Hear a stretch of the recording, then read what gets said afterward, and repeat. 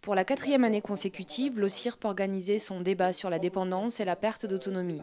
Il s'est tenu mardi 29 novembre à la Cinémathèque française à Paris. C'est directement dans la raison d'être de l'OCIRP, dont la mission est d'apporter des réponses en tant qu'assureur et assureur à but non lucratif. Nous sommes dans le domaine de l'économie sociale, à la situation des familles en difficulté, que ce soit au titre du décès, au titre de la perte d'autonomie ou du handicap. Le CIRP a inventé, je n'hésite pas à employer ce mot, des produits assurantiels pour couvrir de manière collective les handicapés et les personnes en perte d'autonomie en dépendance. Cette 4e édition a été l'occasion de dresser un état des lieux de la perte d'autonomie et d'évoquer des points spécifiques comme les maladies neurodégénératives. Ce que nous ne connaissons pas aujourd'hui, c'est les mécanismes exacts de déclenchement du processus neurodégénératif. Donc c'est vraiment un effort de recherche considérable que nous avons à faire pour identifier les causes et les mécanismes.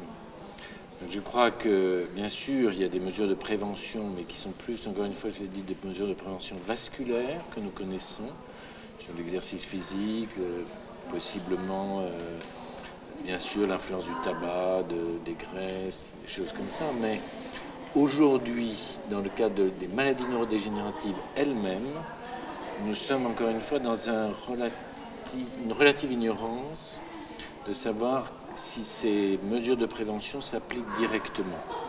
La journée a également été l'occasion de présenter les initiatives qui fonctionnent, comme le service Sortir Plus, mis en place par l'Agir Carco.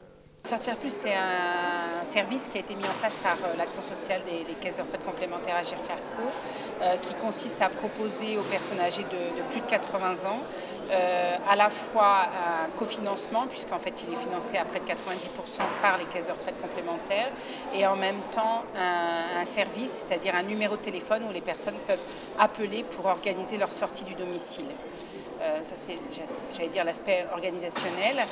Ça répond avant tout à un objectif qui est de faire sortir de chez elles les personnes les plus âgées, tant on sait que le confinement à domicile est un risque, ou en tout cas une possibilité, une fragilité, et donc possiblement une entrée vers la perte d'autonomie.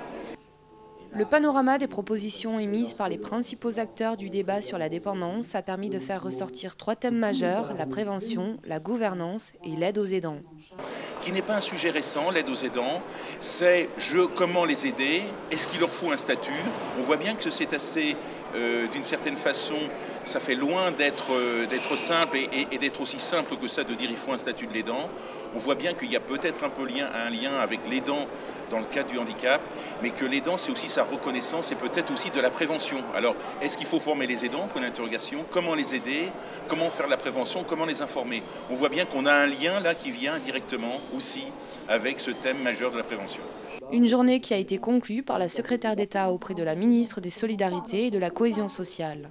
Nous n'avons pas fait le choix de passer par la loi dès l'année 2011 pour mobiliser des financements complémentaires, tellement nous sommes intimement persuadés que le système regorge de niches d'efficacité et de capacité de financement. Je ne citerai qu'un chiffre. Aujourd'hui, en France, les personnes âgées subissent 3 millions de journées d'hospitalisation indues.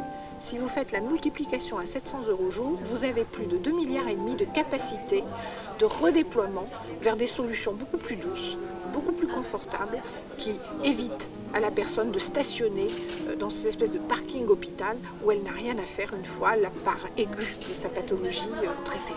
Aide aux aidants, prévention, adaptation du logement, tels sont les thèmes qui ont été abordés au cours de ce 4e débat.